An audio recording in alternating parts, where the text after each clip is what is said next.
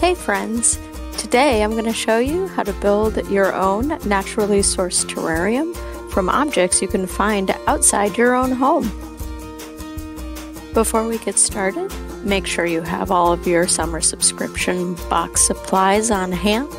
You should have a jar and also a bag of carbon pellets. If you want to use a bigger jar, you are more than welcome to. Just know you might need a few more ingredients or a few more carbon pellets if you want to go a little bigger with your terrarium. Because we're specifically building a moss terrarium today, your jar does have to be an enclosed jar. So if you decide to go bigger or a different type of container, if you want to build a moss terrarium, make sure that the top is sealable. And that's how we're going to make a successful ecosystem. The only non-natural item that's going to be going in your terrarium is a plastic layer to help with mold. I'm going to be using a Ziploc bag, but you can source any thin plastic in your home, a Wegmans bag, a trash bag, anything like that will work as long as it fits the diameter of the jar. I'm going to start cutting my bag, and once I cut it to fit my jar, which as you can see is slightly bigger than the jars you have, so just make sure it fits. I will be poking some holes in it to help with filtration. I'm going to make my holes by pinching the plastic and cutting it with a pair of scissors. Make sure your plastic is slightly larger than the diameter of your jar, so that no dirt or particles fall down the side of your jar and mess up your filtration. Just about everything else that goes into this terrarium is going to be naturally sourced, so grab your gloves, grab a little shovel, and let's get into nature. The first thing we're going to do is collect some dirt for our terrariums. It's okay if your dirt has bugs, grubs, or even roots in it. Those are things that help terrariums thrive and grow. You can also use potting soil, and if you're afraid of some bugs and some grubs, you can leave your soil out in the sun for a few hours and kind of dry it out. The next thing we're going to find is our moss. There are hundreds of different kinds of mosses, and we don't have to go into detail with all the different types.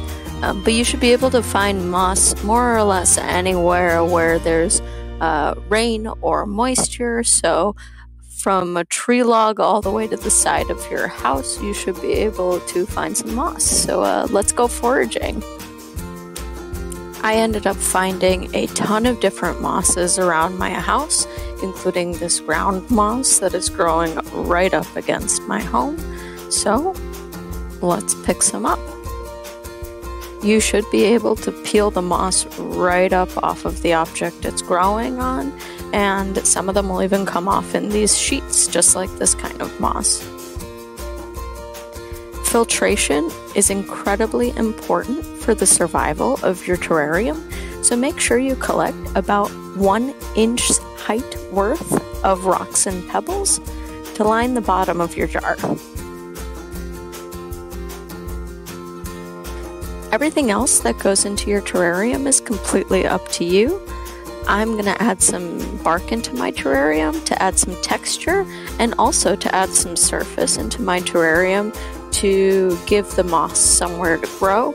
You can add sticks, cool rocks you find, acorn caps, whatever you find in nature that you think will look cool in your terrarium will go great.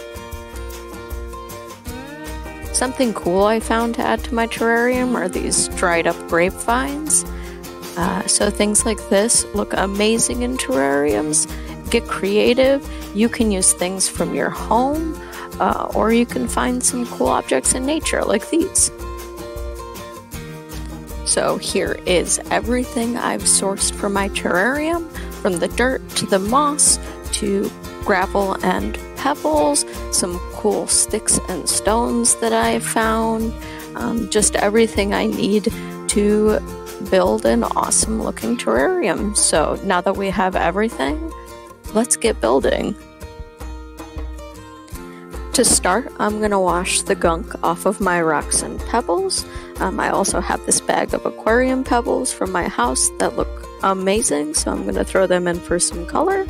Also, make sure you have your carbon pellets on hand. As well, I have a pair of chopsticks to place things into my jar and make sure they go exactly where I want them to go. You can use a stick, a paintbrush, or your hands will work just fine.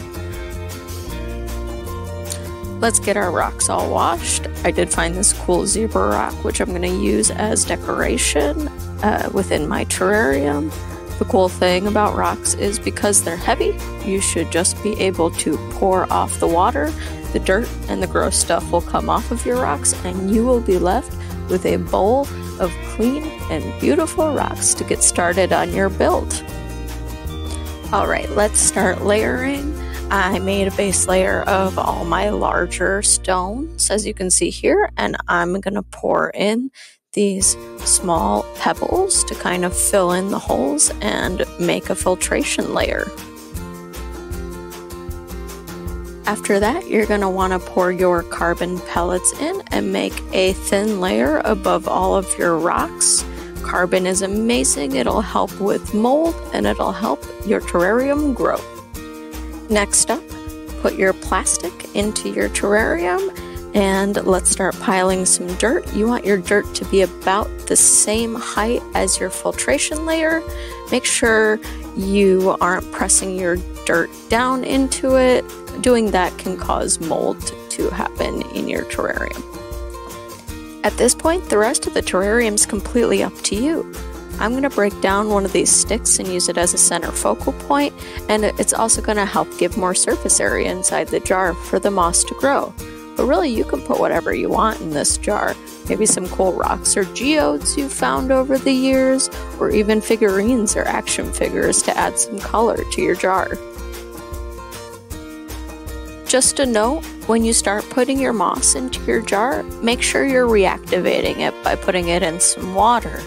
It's going to help it cling to the objects in your terrarium, and it's also going to give it a head start in growing and multiplying inside of your terrarium.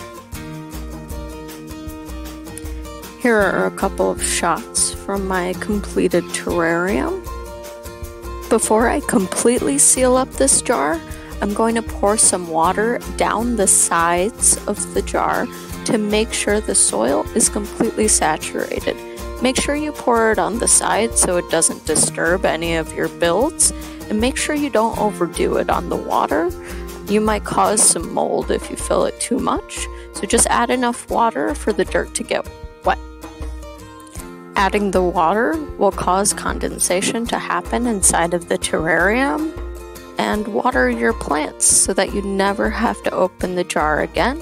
And the rocks will filter the water through to make sure any evaporating water is clean and ready to be redistributed into your terrarium for as long as you keep it closed. And here is the jar 24 hours after we built it. As you can see, condensation has already started. This is an incredible look into a self-sustaining ecosystem and a reminder that nature is beautiful and can preserve itself even in harsh climates or even inside a jar. That's all I have for today. If you have any questions about your build, or if you want to show off your build, please email me here at dtubman@jewishrochester.org. I would love to see what you're up to, and I'm happy to answer any questions you might have along the way. So, thanks for tuning in, friends, and I'll see you next time.